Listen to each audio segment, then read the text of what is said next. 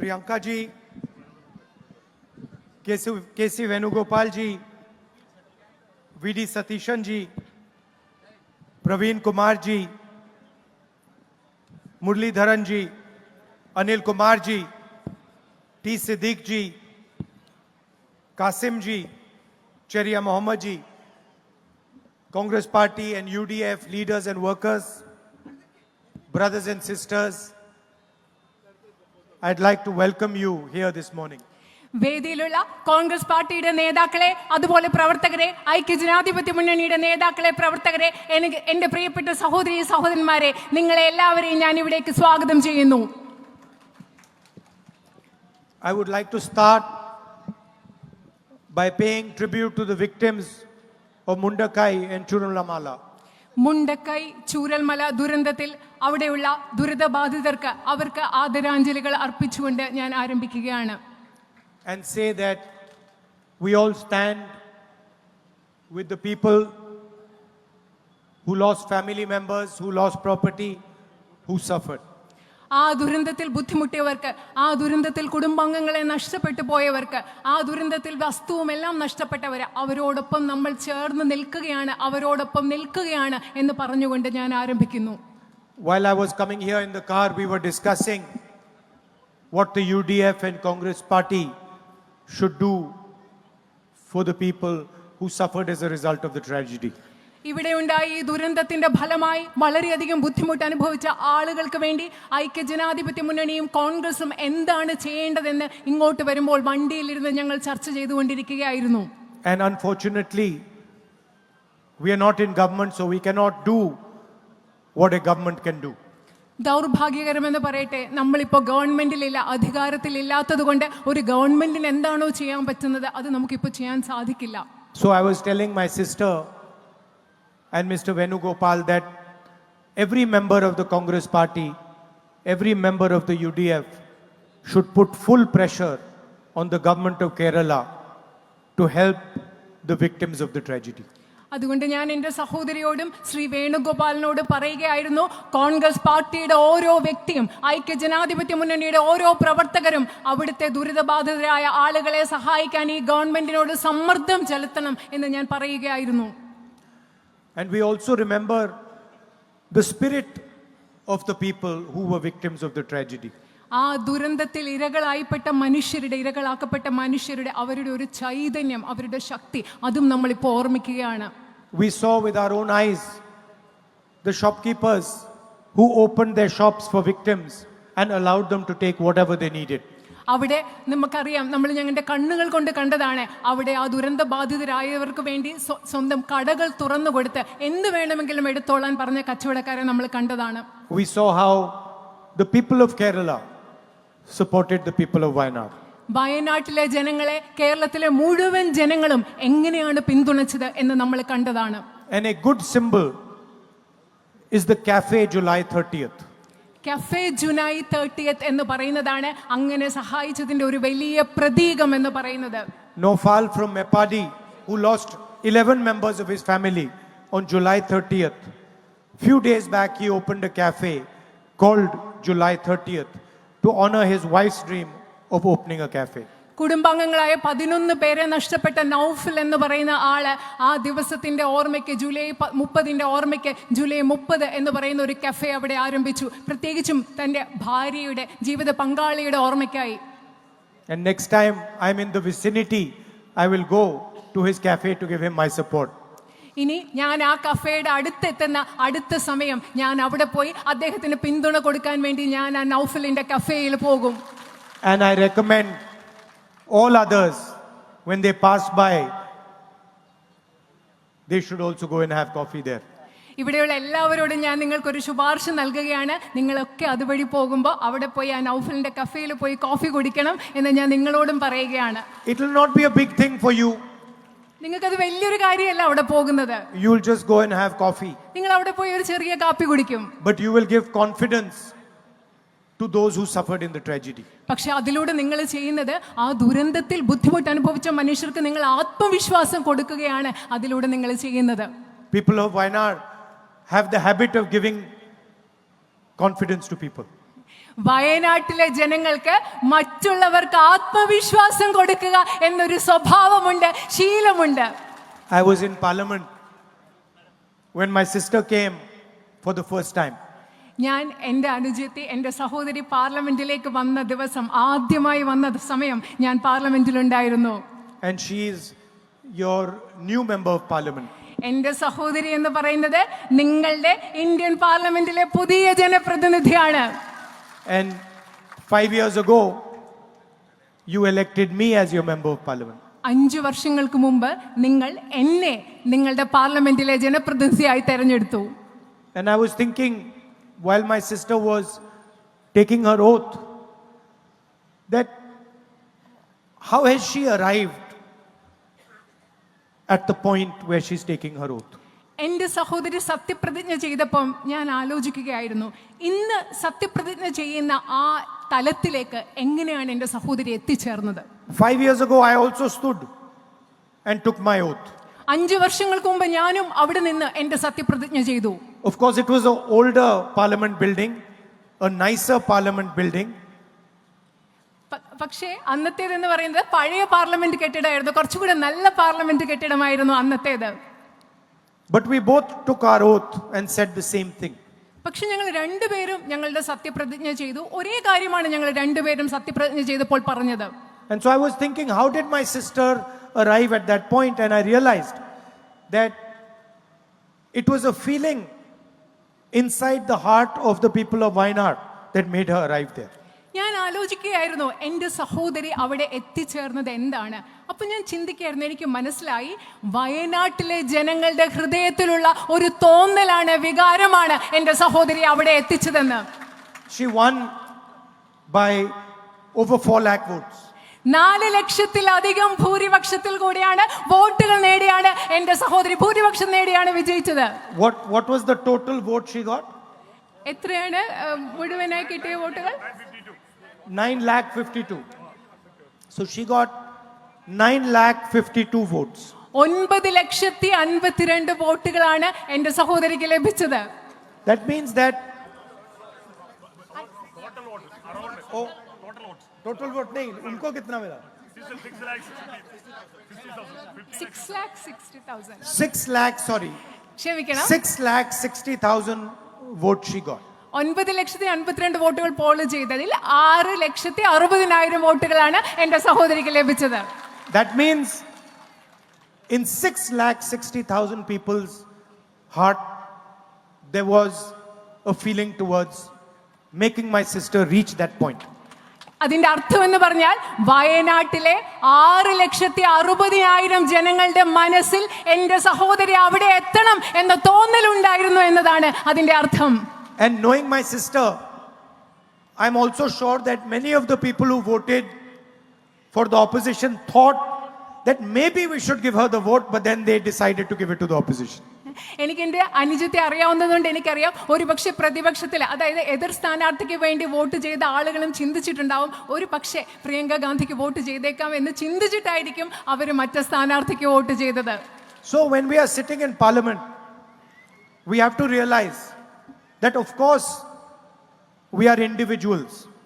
പാർലമെന്റിൽ നമ്മൾ ജനപ്രതിനിധിയായിരിക്കുമ്പോൾ നമുക്ക് മനസ്സിലാക്കേണ്ട ഒരു കാര്യമുണ്ട്, തിരിച്ചറിയേണ്ട ഒരു കാര്യമുണ്ട്. തീർച്ചയായിട്ടും നമ്മൾ വ്യക്തികളാണ്. And Priyanka is an individual and Rahul is an individual taking the oath. Priyanka എന്ന് പറയുന്നതും രാഹുൽ എന്ന് പറയുന്നതും സത്യപ്രതിജ്ഞ ചെയ്യുന്ന 2 വ്യക്തികളാണ്. But actually, more than an individual, we are a feeling in the heart of the people of Wayanad. പക്ഷേ സത്യത്തിൽ പറഞ്ഞാൽ വ്യക്തികൾ എന്നതുപരി ഞങ്ങൾ 2 പേരും, രാഹുൽ എന്നതും പ്രിയങ്ക എന്നതും വയനാട്ടിലെ ജനങ്ങളുടെ ഹൃദയത്തിലുള്ള ഒരു വികാരമാണ്. And the people of Wayanad have put trust in us. വയനാട്ടിലെ ജനങ്ങൾ ഞങ്ങളിൽ വിശ്വാസം അർപ്പിച്ചിട്ടുണ്ട്. Put belief in us. ഞങ്ങളിൽ അവരുടെ വിശ്വാസം അവർ അർപ്പിച്ചിട്ടുണ്ട്.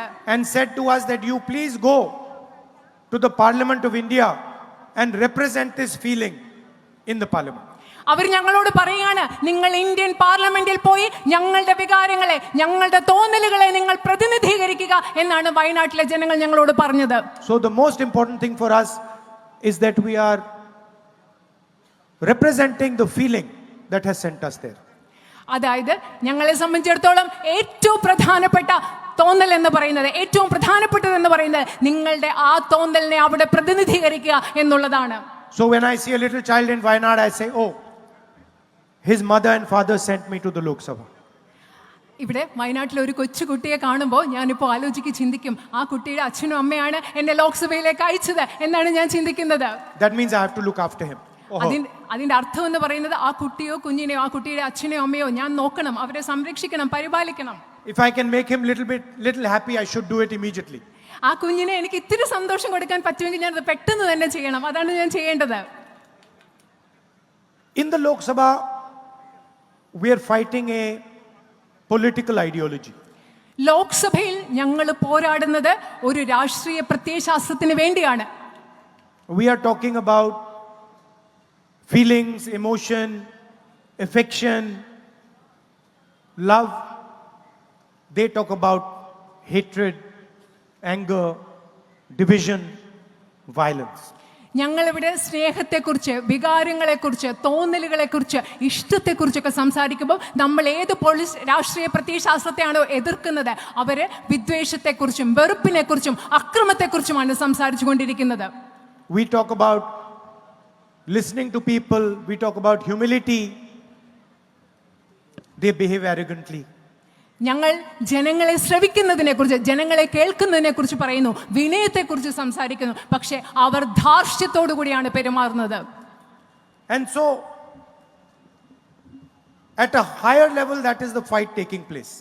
ഈ പോരാട്ടം നടക്കുന്നത് ഒരു ഉയർന്ന തലത്തിലാണ്. It's an ideological fight, it's a fight to protect the constitution. ഇതെന്ന് പറയുന്നത് ആശയപരമായ ഒരു പോരാട്ടമാണ്. അതുപോലെ ഇന്ത്യൻ ഭരണഘടനയെ സംരക്ഷിക്കാൻ കൂടിയുള്ള ഒരു പോരാട്ടമാണിത്. Constitution says all people should be treated equally. നമ്മുടെ ഭരണഘടന പറയുന്നത് ഈ രാജ്യത്തെ എല്ലാ ജനങ്ങളെയും തുല്യരായി കണക്കാക്കണമെന്നാണ്. Prime Minister Modi says Adani is going to be treated differently than every other Indian. പക്ഷെ പ്രധാനമന്ത്രി നരേന്ദ്രമോദി എന്ന് പറയുന്നതാണ് ഇന്ത്യയിലെ മറ്റെല്ലാ ഇന്ത്യക്കാരെക്കാളും പ്രത്യേകതയോടുകൂടി അദാനിയെ പരിഗണിക്കണമെന്നാണ് നരേന്ദ്രമോദി പറയുന്നത്. Prime Minister Modi says doesn't matter if Adani has been indicted in the United States, has been called a criminal in the United States, in India we will not indict him. അതായത് നരേന്ദ്രമോദി പറയുന്നത് United States of അമേരിക്കയിൽ അദാനിയെ കുറ്റാരോപിതനാക്കി അദ്ദേഹത്തെ കുറ്റക്കാരൻ എന്ന് പറയുന്നു, പക്ഷേ ഇന്ത്യയിൽ ഞങ്ങൾ അദ്ദേഹത്തിനെതിരെ ഒന്നും ചെയ്യില്ല, അദ്ദേഹത്തെ ആക്രമിക്കില്ല എന്നാണ് നരേന്ദ്രമോദി പറയുന്നത്. The Indian Constitution says treat all people in India, all regions in India, all states in India fairly.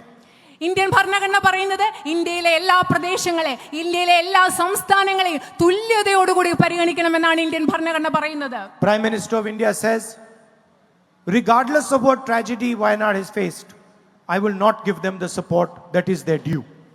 പക്ഷേ ഇന്ത്യയുടെ പ്രധാനമന്ത്രി എന്താണ് പറയുന്നത്? വയനാട്ടിൽ എന്തു ദുരന്തം ഉണ്ടായിക്കൊള്ളട്ടെ, പക്ഷെ ഞാൻ അവർക്ക് അവർ അർഹതപ്പെടുന്നത് ഞാൻ നൽകില്ല എന്നാണ് ഇന്ത്യൻ പ്രധാനമന്ത്രി പറയുന്നത്. So this is the atmosphere in which we are operating. ഇന്ന് നമ്മൾ പ്രവർത്തിക്കുന്ന ഒരു അന്തരീക്ഷം എന്ന് പറയുന്നത് ഈ ഒരു അന്തരീക്ഷമാണ്. And in a sense it is the feelings that you have and millions of other people have that give us confidence, that protect us. ഈ അന്തരീക്ഷത്തിൽ പ്രവർത്തിക്കുമ്പോൾ ഞങ്ങളെ സംരക്ഷിക്കുന്നത്, ഞങ്ങൾക്ക് ആത്മവിശ്വാസം നൽകുന്നത് നിങ്ങളുടെ തോന്നലാണ്. അതുപോലെ നിങ്ങളെ പോലെ ലക്ഷക്കണക്കിന് മനുഷ്യരുടെ തോന്നലാണ് ഞങ്ങൾക്ക് ആത്മവിശ്വാസവും സംരക്ഷണവും നൽകുന്നത്. It's quite interesting. They have the entire government at their disposal. അതായത് ഈ ഗവൺമെന്റിന്റെ കയ്യിൽ മുഴുവൻ ഗവൺമെന്റും ഭരണ സംവിധാനങ്ങളും അവരുടെ കയ്യിലുണ്ട്. They have the media at their disposal. മാധ്യമങ്ങൾ അവരുടെ താല്പര്യങ്ങൾക്കനുസരിച്ചുണ്ട്. Money. അതുപോലെ സമ്പത്തുണ്ട്. Intelligence agencies. അതുപോലെ ഈ രാജ്യത്തെ ഇന്റലിജൻസ് സംവിധാനങ്ങൾ അവരുടെ കയ്യിലുണ്ട്. CBI, ED, income tax. CBI, enforcement directorate, income tax തുടങ്ങിയ എല്ലാ സംവിധാനങ്ങളും അവരുടെ കയ്യിലുണ്ട്. Unlimited money. അതുപോലെ തന്നെ കണക്കില്ലാത്ത അളവില്ലാത്ത സമ്പത്ത് അവരുടെ കയ്യിലുണ്ട്. And we don't have any of that. We just have the feeling of the people. പക്ഷേ ഞങ്ങളുടെ കയ്യിൽ അതൊന്നുമില്ല. പക്ഷേ ഈ രാജ്യത്തെ ജനങ്ങളുടെ വികാരങ്ങൾ, ഹൃദയം, അത് ഞങ്ങളുടെ കയ്യിലുണ്ട്. And it is surprising that the feeling of the people wins every single time. Pardon? It is surprising to me even that the feelings of the people win every single time. എന്നെ പോലും അതിശയിപ്പിക്കുന്നതാണ്. എന്നെ പോലെ അതിശയിപ്പിക്കുന്ന കാര്യം എന്താണെന്നറിയോ? അവരുടെ കയ്യിൽ ഇതൊക്കെ ഉണ്ടായിട്ടും ഈ രാജ്യത്തെ എപ്പോഴും ജയിക്കുന്നത് ഈ രാജ്യത്തെ ജനങ്ങളുടെ വികാരമാണ് എന്നുള്ളതാണ് എന്നെ പോലും അതിശയിപ്പിക്കുന്നത്. And I am confident that we will defeat the ideology of the BJP. എനിക്ക് ആത്മവിശ്വാസമുണ്ട്, BJPയുടെ പ്രത്യയശാസ്ത്രത്തെ നമ്മൾ പരാജയപ്പെടുത്തും എന്ന കാര്യത്തിൽ എനിക്ക് ആത്മവിശ്വാസമുണ്ട്. I am Priyanka's elder brother ഞാൻ പ്രിയങ്കയുടെ മൂത്ത സഹോദരനാണ്. and I am talking to my family. ഞാനിവിടെ എൻ്റെ കുടുംബാംഗങ്ങളോടാണ് സംസാരിച്ചു കൊണ്ടിരിക്കുന്നത്. So I will take the liberty of giving her some advice in front of you. അതുകൊണ്ട് ഞാൻ നിങ്ങളുടെ മുമ്പിൽ എൻ്റെ സഹോദരിക്ക് കുറച്ച് ഉപദേശം കൊടുക്കാനുള്ള സ്വാതന്ത്ര്യം എടുക്കുകയാണ്. I know she knows this already, but I'll say it anyway.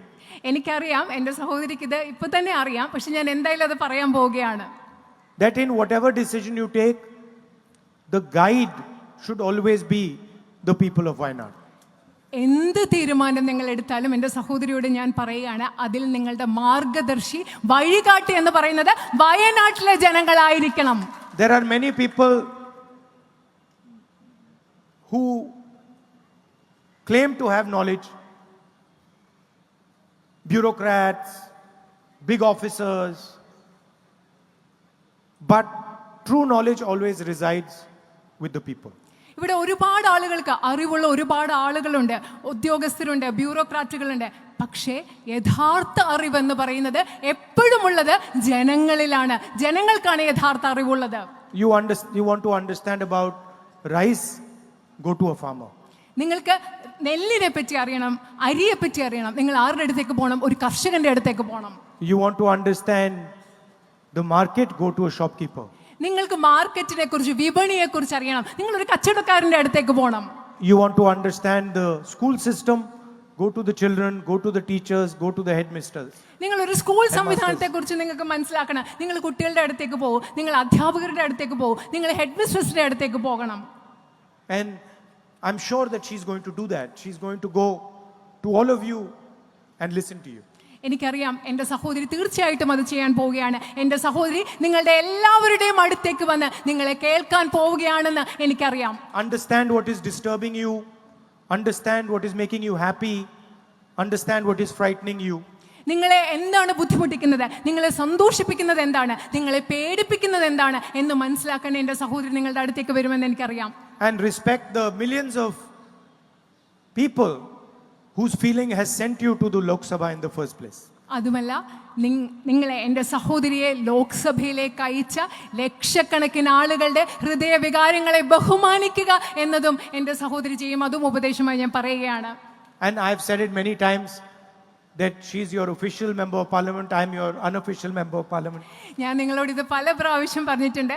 എൻ്റെ സഹോദരി ഇന്ത്യൻ പാർലമെന്റിലെ നിങ്ങളുടെ ഔദ്യോഗിക ജനപ്രതിനിധിയാണ്, പക്ഷെ ഞാൻ നിങ്ങളുടെ അനൗദ്യോഗിക ജനപ്രതിനിധിയാണ്. Only Wayanad has this, no other constituency has this. വയനാട്ടിന് മാത്രമേ ഉള്ളൂ, വേറെ ഒരു നിയോജക പാർലമെന്റ് മണ്ഡലത്തിലും ഇങ്ങനെ രണ്ട് ജനപ്രതിനിധികളില്ല. And so if you need something repeated, I'm always there to do so. നിങ്ങൾക്ക് എന്തെങ്കിലും വേണമെങ്കിൽ ഞാൻ എല്ലായ്പ്പോഴും നിങ്ങൾക്ക് വേണ്ടി അവിടെയുണ്ട്. Thank you very much and all my love to every single person in Wayanad. വളരെയധികം നന്ദി. വയനാട്ടിലെ ഓരോ വ്യക്തിക്കും എൻ്റെ എല്ലാ സ്നേഹവും. UDF, LDF, everybody. UDF ഐക്യ ജനാധിപത്യ മുന്നണിയുടെയും ഇടതുപക്ഷ ജനാധിപത്യ മുന്നണിയുടെയും LDFന്റെയും എല്ലാ പ്രവർത്തകർക്കും എൻ്റെ നന്ദി. It was an honor for me to be your member of parliament. നിങ്ങളുടെ ഇന്ത്യൻ പാർലമെന്റിലെ നിങ്ങളുടെ ജനപ്രതിനിധി ആയിരിക്കുക എന്നത് എന്നെ സംബന്ധിച്ചിടത്തോളം വലിയൊരു ആദരവായിരുന്നു. Namaskar. If you like this video ಬೇಗ ಲೈಕ್ ಮಾಡಿ, ಕಾಮೆಂಟ್ ಮಾಡಿ, ಶೇರ್ ಮಾಡಿ ಹಾಗೂ ಯೋಯೋ ಟಿವಿ ಕನ್ನಡವನ್ನು ಸಬ್ಸ್ಕ್ರೈಬ್ ಮಾಡಿ.